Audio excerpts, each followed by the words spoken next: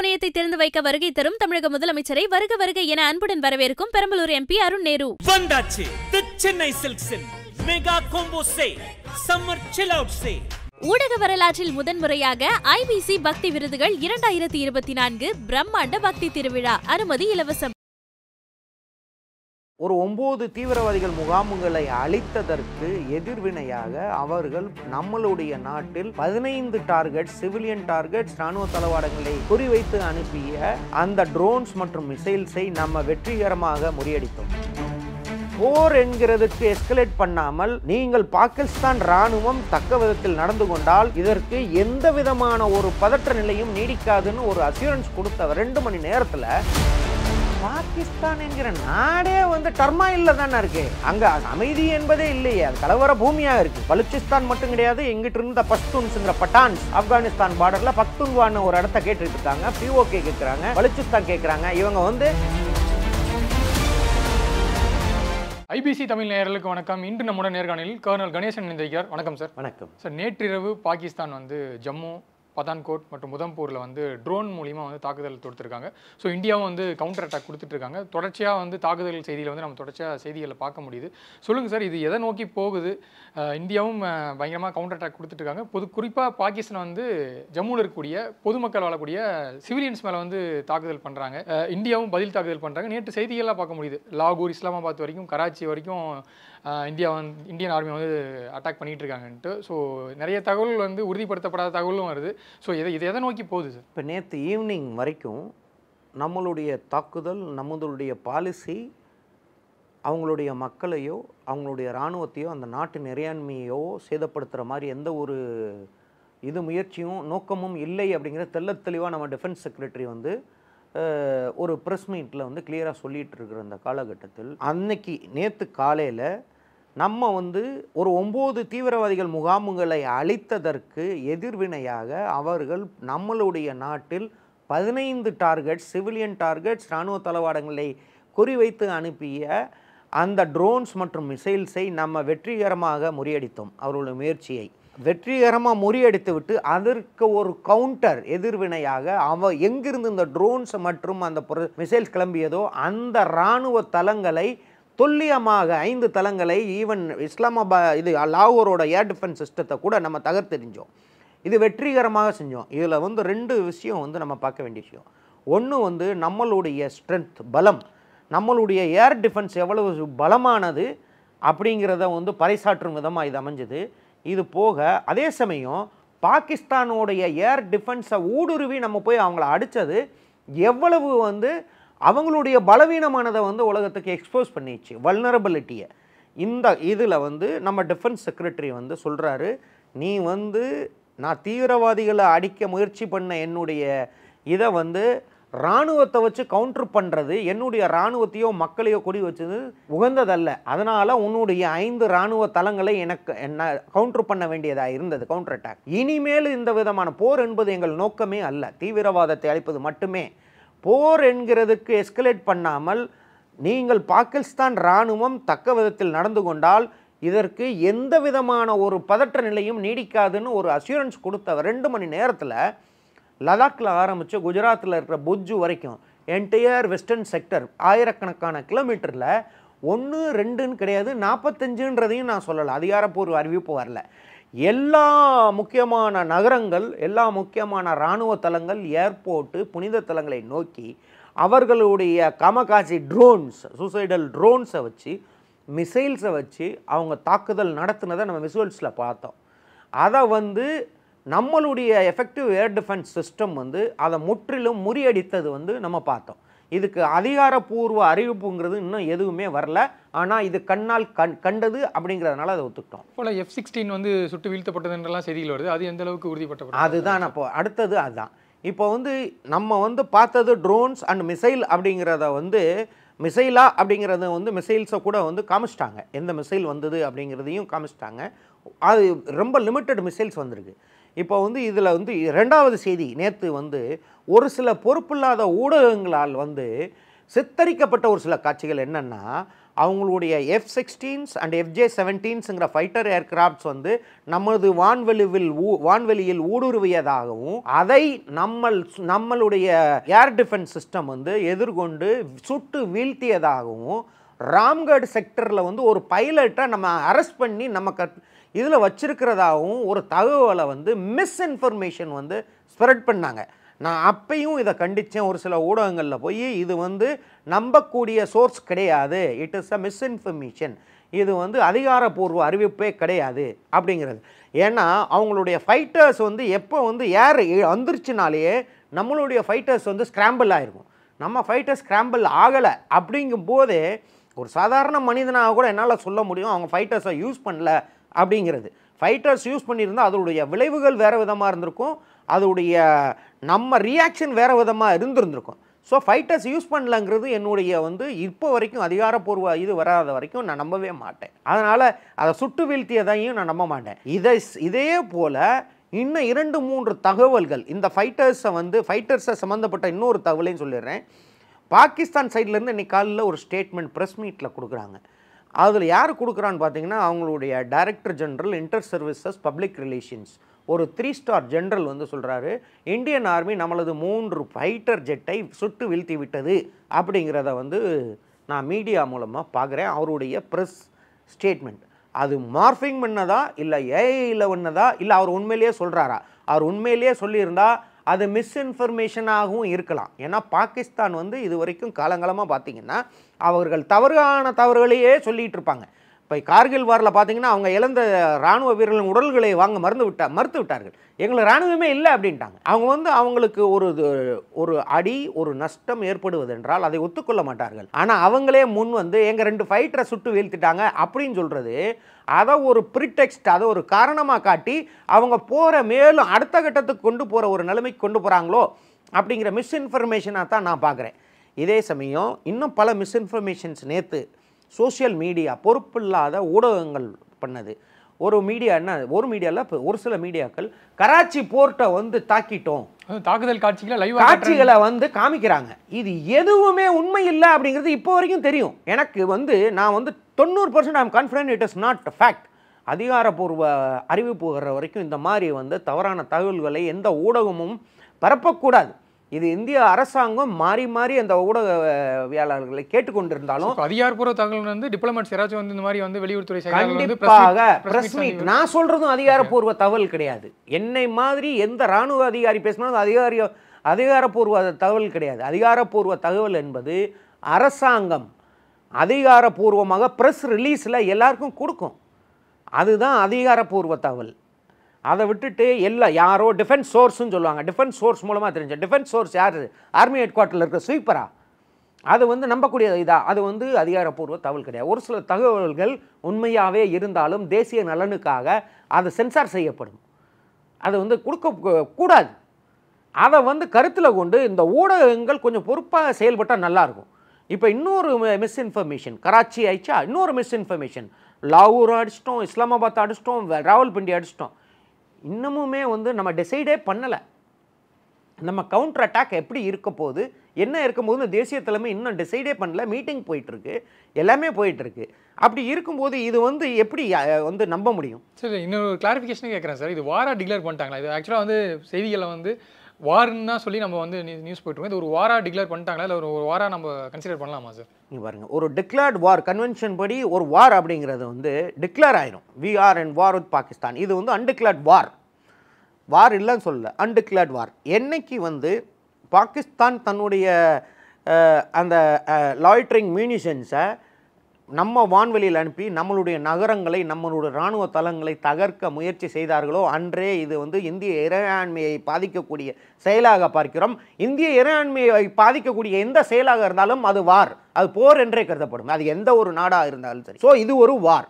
இந்த வார் வந்து நம்ம மீது திணிக்கப்பட்டிருக்கு. ஆப்ரேஷன் சிந்தூர் 1 என்பது வந்து தீவிரவாதிகளை அழிக்க மட்டும் நம்ம பண்ண வேண்டிய ஒரு ஆப்ரேஷனாக இருந்ததை ஆப்ரேஷன் 2.1 இப்போ வந்து அது உருவெடுத்துருக்கு. காரணம் இப்போ அவங்களுடைய இராணுவம் நம்ம இறையாண்மையை வந்து இது பண்ண வரும்போது இந்த 2.0 அந்த இராணுவ தளங்களை எதிர்நோக்கி எதிர்வினைகளை நம்ம வந்து கொடுக்கறதுக்கான முழு அதிகாரத்தையும் நமக்கு கொடுத்துருக்காங்க. பாகிஸ்தான் அவங்களே கொடுத்துட்டாங்க, நீங்கள் வந்து எங்களை இந்த இடத்துல அடிக்கணும். இது எந்த விதமான ஸ்ட்ராட்டஜி என்ன அப்படிங்கிறது வந்து போக போக தெரியும். நம்மளுடைய கவுண்டர் அட்டாக் எந்த மாதிரி இருக்கும் அப்படிங்கிறதும் வந்து தேசிய தலைமை இராணுவ தலைமை எல்லாம் சேர்ந்து ஒரு முடிவு பண்ணி அவங்க அறிவிப்பாங்க. நாங்கள் இது பண்ணுறோம் அப்படின்னு எப்பயுமே சொல்ல மாட்டாங்க. இதை பண்ணியிருக்கோம், அந்த விளைவுகள் அவள் வந்து ப்ரூஃபோட சொல்லுவாங்க. நம்ம மீடியாவோ நம்ம தேசிய தலைமையோ இல்லை இராணுவ தலைமையோ பொறுப்பு இல்லாமல் எந்த ஒரு இதையும் சொல்ல மாட்டாங்க. நேற்று பாகிஸ்தானோட இராணுவ மந்திரி வந்து CNN அபுதாபிக்கு கொடுத்த ஒரு பேட்டியில் பார்த்தீங்கன்னா, நாங்கள் இந்தியாவோட 5 ரஃபேல் ஜெட்ஸை சுட்டு வீழ்த்திட்டோம். நம்ம 5 ரஃபேல் ஜெட்ஸ் வந்து அவங்க வான்வெளிக்கு போகவே கிடையாது. இதை வந்து அந்த ரிப்போர்ட்டர் கேட்குறாரு, எங்க அவங்ககிட்ட என்ன எவிடன்ஸ் இருக்குன்னா, அவர் சொல்கிறார் மீடியாவில் இருக்குது, சோஷியல் மீடியாவில் இருக்குது. இது வந்து எந்த விதத்தை ஒரு இராணுவ மந்திரி பொறுப்பான இருந்தால் ஒரு இராணுவ மந்திரியோ இல்லை ஒரு அதிகாரி அரசு அதிகாரியோ இந்த மாதிரி பொறுப்பு இல்லாமல் பேசலாமா? மீடியாவில் இருக்குன்னு சொல்லுவாங்களா? நோ, மீடியா வந்து ஒரு இதே அதிகாரப்பூர்வமான ஒரு இதே கிடையாது, பிளாட்ஃபார்ம் கிடையாது. அதில் வந்து அந்த மாதிரி வந்து நம்ம நாட்டில் வந்து யாரும் பண்ண மாட்டாங்க, பண்ணவும் கூடாது. நம்மளை மாதிரி ஒரு மீடியா அப்படிங்கிறது வந்து ஒரு பொறுப்பு, நமக்குன்னு ஒரு பொறுப்பு இருக்குது. We are the medium between the government and the people. நம்ம கவர்மெண்ட்டு நம்ம தேசிய நலனை பாதுகாக்க நம்ம என்ன செய்கிறாங்கன்றதை கரெக்டாக மக்களுக்கு எடுத்து சொல்லணும். ஏன்னா ஈச் அண்ட் 150 கோடி மக்களுக்கும் வந்து இது ஒரு கன்சர்ன், எல்லாரும் இதை தெரிஞ்சுக்கணும் இல்லைங்களா? ஏன்னா நாட்டுக்கு அவரும் கான்ட்ரிபியூட், எல்லாருக்கும் ஒரு கடமை இருக்குது, உங்களுக்கு இருக்குது, எனக்கு இருக்குது, இதை பார்க்குற எல்லாருக்குமே ஒரு கடமை இருக்குது, நாட்டின் நலன். அப்போ அவனுக்கு கரெக்டான தகவல் போய் சேரணும். அதனால் பொறுப்பில்லாத மீடியா வந்து இந்த மாதிரி வந்து இன்னொரு தகவலை வந்து பரப்புகிறாங்க. பாகிஸ்தான் இராணுவத்தின் சீஃப் ஜெனரல் ஆசிம் முனீரை வந்து நேற்று அரெஸ்ட் பண்ணிட்டாங்க, அவரை ஜெயிலுக்கு அனுப்பிச்சிட்டாங்க. அவர் லெஃப்டினன்ட் ஜெனரல் அவர் சம்ஷத் ஷாஹிர் மிர்ஜா அவர் வந்து சீஃபாக வந்து டேக் ஓவர் பண்ணிட்டாரு. இம்ரான்கானை ஜெயிலிருந்து விடுதலை பண்ணிட்டாங்க. அப்படி இப்படின்னு வந்து ஒரு டிஆர்பிக்காக ஒரு சென்சேஷனலைஸ் பண்ணுறதுக்காக ஒரு சில ஊடகங்கள் இந்த மாதிரி ஒரு சீப்பான ஒரு இதை வந்து ரிசார்ட் பண்ணுறது மிக தவறான விஷயம். இன்னும் ஒரு சில ஊடகங்கள் வந்து they are going much beyond, அதாவது அருவருக்கத்தக்க வகையில் ஆர்மியோட ஆப்ரேஷன்ஸ் நடக்கிற இடத்துல ஜேர்னலிஸ்ட்டுக்கு என்ன வேலை? அதாவது நீ எதிரி நாட்டுக்கு போட்டு காட்டுறியா நாங்கள் என்ன பண்ணுறோம் அப்படிங்கிறத? அதை விட அவங்க கூதுகளி கொக்கரிக்கிறது என்ன? அந்த ஒரு இது வந்து ஒரு ஊடகம் அப்படிங்கிறது வந்து நடுநிலையோடு செயல்படணும். எந்த ஒரு இதையும் கரெக்டான ஒரு இன்ஃபர்மேஷனை கரெக்டான ஒரு இதில் வந்து கொண்டு போய் சேர்க்கணுமே ஒழிய எந்த மாதிரி மிஸ்இன்ஃபர்மேஷன் கொடுக்கக்கூடாது. பாதுகாப்பு விஷயத்தில் ரொம்ப தவறாக இந்த இது வந்து நேற்று நடந்தது வந்து மிக மிக தவறாக ஊடகங்கள் சித்தரித்து விட்டன. அதற்காக நான் என்ன சொல்ல வர்றேன்னா, அவங்க நம்ம மேலே தாக்குதல் நடத்த முயற்சித்தது உண்மை, அதை நம்ம முறியடித்தது உண்மை. அந்த தாக்குதல் நடந்திருந்தால் நமக்கு பேரழிவு நடந்திருக்கும் என்பதும் உண்மை. இதற்கு எதிர்வினையாக நமது நாடு நமது இராணுவம் கவுண்டர் அட்டாக் பண்ண போவதும் உண்மை. அதை நம்புவோம். அதை தேசிய தலைமை இன்னும் சிறிது நேரத்தில் முடிவெடுத்து அதனுடைய வந்து ஏன்னா இந்த பிரச்சனைக்கு ஒரு முற்றுப்புள்ளி வைக்கணும் அப்படிங்கிறது தான் தேசிய தலைமையின் ஒரு ஸ்ட்ராட்டஜியாக இருக்கும். தீவிரவாதத்தை அழிக்க வேண்டுமென்றால் அந்த இராணுவம் அதற்கு சப்போர்ட்டாக செய்கிற ஒவ்வொரு இதையும் அழிச்சே ஆகணும். அப்படி அழிக்கணும்னா அவங்களுடைய போரிடம் திறனை பலவீனப்படுத்தணும்னா அவங்களுடைய தளவாடங்களை அழிக்கணும், அவங்க இராணுவ நிலைகளை அழிக்கணும். அப்படி அழிக்கும்போது அவங்க போரிடுற சக்தியை இழந்துடுவாங்க. அவங்களுக்கு சரணடைகிறதை தவிர வேறு வழியே இருக்காது. அதுக்கப்புறம் வந்து இந்திய வல்லரசு ஒரு பாகிஸ்தான் என்கிற நாட்டின் பொருளாதாரத்தை உயர்த்துவதற்கு அவங்களுடைய தீவிரவாதங்களை அழித்து ஒரு மக்களுக்கு ஒரு நல்லது செய்யும் அப்படிங்கிறது வந்து என்னுடைய பார்வை. சரி, அட் சேம் டைம் இப்போ இந்தியாவோட இன்டர்னல் செக்யூரிட்டி வந்து டைட் பண்ணியிருக்காங்க. ஃபார் எக்ஸாம்பிள் சொல்லணும்னா நேற்று IPL மேட்ச் நடந்துட்டு இருக்கும்போதே பாதியிலேயே வந்து அதை அவான் பண்ணியிருக்காங்க. அது மட்டும் இல்லாமல் ஏர் ஸ்ட்ரிப்ஸ் மேலே வந்து நேற்று பதான்கோட் அதை நோக்கி தாக்குதல் நடத்தப்பட்டனால இங்கே இருக்கக்கூடிய ஏர்போர்ட்ஸ் எல்லாமே வந்து செக்யூரிட்டி டைட்டன் பண்ணியிருக்காங்க. ஃபார் எக்ஸாம்பிள் ஒவ்வொரு ஏர்போர்ட்ஸ்லேயும் வந்து ஏர் மார்ஷல்ஸ் இருப்பாங்க. அதே போல் பயணிகள் சோதனை வந்து 2ஆம் கட்ட சோதனைக்கு உட்படுத்தப்படுவார்கள். ஸோ இந்த மாதிரியான இன்டர்னல் செக்யூரிட்டிஸ் வந்து டைட் பண்ணியிருக்காங்க. டெல்லியில் வந்து இருக்கக்கூடிய அத்தனை கவர்மெண்ட் அஃபீஷியல்ஸோட லீவ் வந்து கேன்சல் பண்ணியிருக்காங்க. ஸோ அதே மாதிரி துணை ராணுவம், ஸோ அவங்க யாரும் லீவில் இருந்தாங்களோ அவங்களுக்கு வந்து அந்த லீவை கேன்சல் பண்ணியிருக்காங்க. ஸோ என்ன மாதிரியான உள்நாட்டு இந்த மாதிரியான பாதுகாப்பு நடவடிக்கைகள் எதுக்காக பண்ணுறாங்க? ஸோ இது எந்த அளவுக்கு இந்தியாவுக்கு அடுத்த கட்ட நகர்வுக்கு ஹெல்ப்ஃபுல்லாக இருக்குன்னு நினைக்கிறீங்க? இப்போ போர் பதற்றம் வந்து போர் மேகங்கள் சூழ்ந்திருக்கிறது. பாகிஸ்தான் ப்ரீஎம்டிவாக தன்னுடைய இன்டென்ஷன் அவனோட நோக்கத்தை நமக்கு வெளிப்படையாக தெரிவித்து விட்டார். பாகிஸ்தான் இராணுவம் அவர்களுடைய டார்கெட் தாக்குதல் நடக்க வேண்டிய இடம் சண்டிகர், டெல்லி இந்த மாதிரி வந்து முக்கியமான ஒரு நகரங்களாக இருக்கும்போது இப்போ வந்து இந்திய நாடு இந்திய இறையாண்மையை பாதுகாக்கணும்னா இந்திய மக்களை பாதுகாக்க வேண்டும். அதற்கு ஒரு முன்னேற்பாடாக இந்த மாதிரி சுச்சுவேஷனில் எல்லாரும் மக்களுக்கு வந்து இந்த நாடு வந்து என்ன செஞ்சுதுங்கிறத மக்கள் இந்த நாட்டுக்கு என்ன கடமையாற்ற இருக்கிறார்கள், அவர்கள் கடமை அவர்கள் தன்னைத்தானே காப்பாற்றிக் கொள்ள வேண்டும். இந்த நாட்டின் சொத்தை காப்பாற்ற வேண்டும், மற்றவர்களுக்கு உதவ வேண்டும். அப்படி இருக்கும்போது ஃபஸ்ட்டு வந்து மக்களாகிய நம்மளை நாமே காப்பாற்றி கொண்டால் இந்த நாட்டிற்கு வந்து அதனுடைய ரெஸ்பான்சிபிலிட்டியில் பாதி குறைஞ்சிரும். அதனால் ஒரு பொறுப்புணர்ந்த ஒரு சிட்டிசன் வந்து இந்த மாதிரி ஒரு கைட்லைன்ஸ் வரும்போது மினிஸ்ட்ரி ஆஃப் ஹோம் அஃபேர்ஸ்லேருந்து வரும்போது ஏர் ரைட் சைரன் வரும், யாரும் வீட்டை விட்டு வெளில போகாதீங்க, வெளியில் இருந்தால் வீட்டுக்குள்ளே போயிருங்க, உங்கள் பில்டிங்கில் பேஸ்மெண்ட் இருந்தால் பேஸ்மெண்ட்டுக்கு போயிருங்க அப்படின்னு சொல்கிறது ஒரு முன்னெச்சரிக்கை நடவடிக்கை. ஏன்னா நம்ம அடுத்து எடுக்க போகிற நடவடிக்கை, ஏன்னா வந்து நம்ம எடுக்கிற ஒவ்வொரு நடவடிக்கைக்கும் பாகிஸ்தான் வந்து ஒரு பயத்தினால அதாவது என்ன செய்கிறான்னு தெரியாத அளவுக்கு அவங்க வந்து பண்ணுறாங்க. அவங்களுடைய டார்கெட் என்னங்கிறது இன்னமும் தெரியாது. ஒரு யூகத்தின் அடிப்படையில் நம்ம சொல்கிறோம் இந்த இராணுவ தளவாடம், இந்த சிட்டி, இந்த ஏர்போர்ட் அப்படிங்கிறது. இப்போ ஒரு சில ஜஸ்டிஃபிகேஷன் பார்த்தீங்கன்னா அமிர்த்சர் அண்ட் சண்டிகர் ஏர்போர்ட்ஸ் ரெண்டையுமே இந்தியன் ஏர்ஃபோர்ஸ் டேக் ஓவர் பண்ணிச்சு. அங்கே வந்து இது இல்லை. அது ஏன் டேக் ஓவர் பண்ணிச்சுன்னா அங்கே வந்து நம்ம வான்வெளிக்கு தேவையான தாக்குதலுக்கு தேவையான மற்ற இதெல்லாம் இருக்க போகுது. அப்படிங்கும்போது அது வந்து கேட்டகரி 1 டார்கெட்டாக வந்து பாகிஸ்தான் லிஸ்ட்டில் வந்துடுச்சு. அவங்களுக்கும் தெரியும் இவங்க வந்து சண்டிகரில் இந்த இது பண்ணுறாங்க. அப்போ அவங்க நான் வந்து உங்களுக்கு சொன்னேன், போரிடும் தகுதியை பலவீனப்படுத்தணும்னா அவங்களுடைய மிஷின்ஸ் அந்த தளவாடங்களை அழிக்கணும்னு.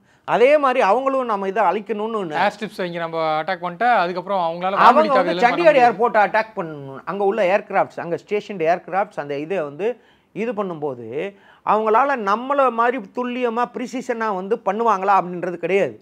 வாரில் குண்டுக்கு வந்து அட்ரஸ்லாம் தெரியாது. அது வந்து ஒரு சண்டிகர் மாதிரி இடத்துல டென்ஸ்லி பாப்புலேட்டட் இடத்துல எந்த ஒரு இடத்துலையும் போய் அந்த குண்டு வெடிக்கலாம். அது மிகப்பெரிய பேரழிவை ஏற்படுத்தும்.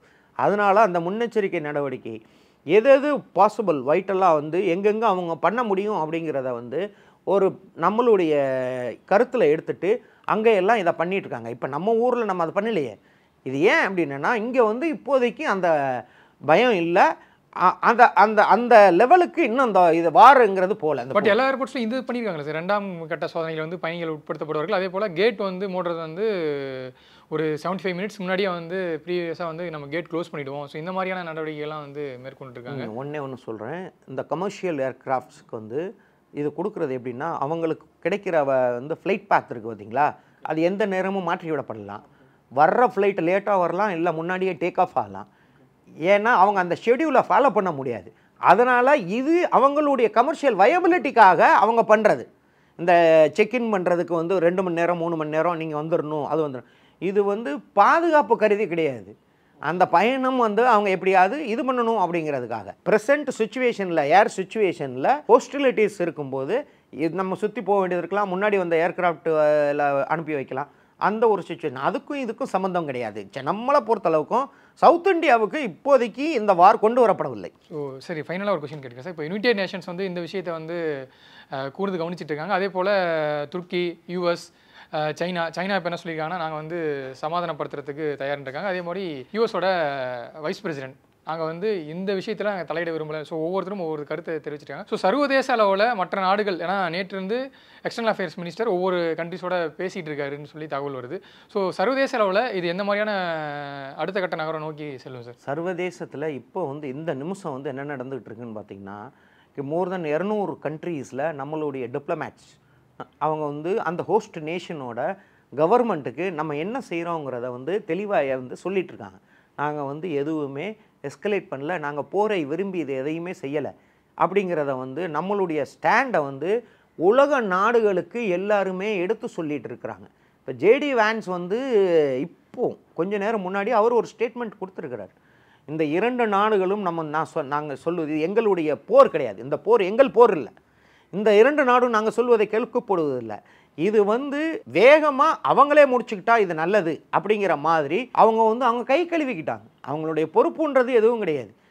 இது சைனா நேற்றே வந்து சொல்லிச்சு, இஃப் இட் இஸ் ரிக்வயர்ட் நாங்கள் கன்ஸ்ட்ரக்டிவ் மீடியேஷன் பண்ணுறோம் அப்படின்னு சைனா ஆஃபர் பண்ணியிருக்கே தவிர மற்றபடி யாரையும் கண்டிச்சோ யாருக்கும் நாங்கள் பக்கபலமாக அனுப்போன்னு அதுவும் சொல்லலை. துருக்கி ஒரு ஸ்டேட்மெண்ட் கொடுத்தது போக ஒரு கப்பலை அனுப்பிச்சதாக வந்து சொல்லப்படுறது வந்து அதிகாரப்பூர்வ தகவலாக என்னன்னு தெரியாது. ஆனால் கண்டிப்பாக துருக்கியால் இந்த போரில் பாகிஸ்தானுக்கு பக்கபலமாக இருந்து செயல்பட்டு எந்த விதமான ஒரு மாற்றத்தையும் ஏற்படுத்த முடியாது. அதுவும் வல்லரசான இந்தியாவுடைய பலத்துக்கு எதிராக துருக்கி சேர்ந்தாலும் முழுப்படையோட சேர்ந்தாலும் அதனால் ஒரு டிஃப்ரென்ஸும் அங்கே இருக்காது. சார் இப்போ வந்து நிறைய செய்திகள் வந்துட்டுன்னா இந்தியாவுடைய நெய்பரிங் கண்ட்ரிஸ் வந்து பயன்படுத்துவாங்க. ஸோ அதற்கான வாய்ப்புகள் எதுவும் இருக்கா அப்படின்னு சொல்கிற செய்திகள் வருது. கண்டிப்பாக அது எந்த அளவுக்கு பாசிபிள் சார்? கண்டிப்பான முறையில் கிடையாது. இன்றைக்கி காலையில் ஸ்ரீலங்காவோட ஸ்டேட்மெண்ட் வந்துச்சு, எங்கள் நாட்டு மண்ணையோ எங்கள் நாட்டு தண்ணீரையோ யூஸ் பண்ணி ஒரு நாடு இன்னொரு நாட்டு மேலே படையெடுக்கிறதோ அதுக்கு வந்து நாங்கள் இடம் கொடுக்க மாட்டோம்னு ஸ்ரீலங்கா சொல்லிச்சு. இப்போ நம்மளுடைய அண்டை நாடுகள் மற்ற பாகிஸ்தானுக்கு அந்த பக்கமாக ஆப்கானிஸ்தான் நம்ம நட்புறவோடு இருக்கிற நாடு. அதுக்கடுத்து இந்த பக்கம் வந்தீங்கன்னா சைனாவை நான் பின்னாடி ஹேண்டில் பண்ணுறேன். நேபாள் ஆல்ரெடி நட்புறவு உள்ள நம்ம நாடே தான் அது, ஏன்னா வந்து அது இல்லாமல் இருக்குது. இங்கே வந்தீங்கன்னா பங்களாதேஷ், இதுதான் நம்மளை சுற்றி உள்ள நாடு. இந்த பங்களாதேஷ் வந்து என்ன செய்யும்? ஒன்றும் இல்லை, அது வந்து ஒரு காலத்தில் ஈஸ்ட் பாகிஸ்தானாக இருந்த அந்த நாடு, அவங்க வந்து அந்த நாடு நம்மளோட வந்து அவங்களுக்கு லிபரேட் பண்ணி வாங்கி கொடுத்ததே நம்ம தான். நம்ம இது வரைக்கும் அவங்களுடைய பொருளாதாரத்துக்கு உதவி பண்ணிகிட்டு இருக்கோம், அவங்களுடைய நட்புறவில் இருக்கோம். அங்கே பொறுப்பில்லாத ஒரு சில அரசியல்வாதிகள் பொறுப்பில்லாத ஸ்டேட்மெண்ட்ஸ் சொல்லுவாங்களே தவிர அவங்களால வந்து அதாவது ஒரு சப்ஸ்டான்ஷியலாக ஒரு டேமேஜ் கிரியேட் பண்ணுற அளவுக்கு அவங்களால எதுவுமே பண்ண முடியாது. அவங்க எக்காரணம் கொண்டும் பாகிஸ்தானோட கைகோர்த்து நம்மளை இது பண்ணுறதுக்கு எந்த ஒரு முயற்சியிலையும் ஈடுபட மாட்டாங்க.